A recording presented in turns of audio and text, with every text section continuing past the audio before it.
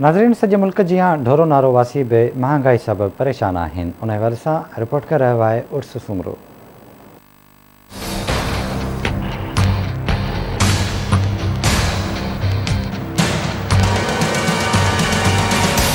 पूरे मुल्क जी ढोरनारो में बि महंगाई गरीब मिसकिन माण्हुनि जूं चेलूं चिमियूं करे छॾियूं आहिनि। खाधे पीते जूं शयूं आसमान सां ॻाल्हियूं करे रहियूं आहिनि। मिसकिन गरीब रोज़ानो 250 खां 300 कमाईंदड़ मज़दूर केतिरनि ई परेशानियुनि खे मुंहुं ॾेई रहिया आहिनि। इन्हनि ॻाल्हाईंदे चयो कि वसारा आहियूं, अर्ज़ था करां त महांगाई रे थोड़ी घटिताई करी जाए ऐं असीं गरीब माण्हू पुॼी कोन था सघां। खंड लियां त अटो कोन्हे, अटो लियां त चांहि कोन्हे, चांहि लियां त बीमार आहे।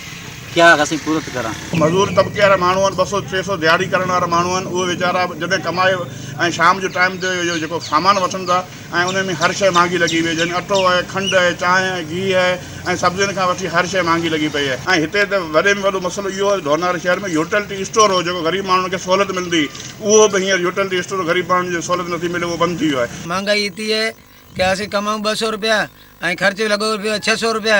असीं जाऊं कहिड़े घरे? असां वयल है रले अटो मां अटे वारी हालत लगी पई है, 60-65 रुपया किलो लॻो पियो है। ये हालत सां असीं कहिड़ी मज़दूरी करां, कहिड़े बच्चा बीमारी करां या पेटरी करां? गरीब माण्हुनि खां वेठन अटो हींअर 80 रुपया किलो पिया ॾियनि हिते, खंडु 130 रुपया किलो।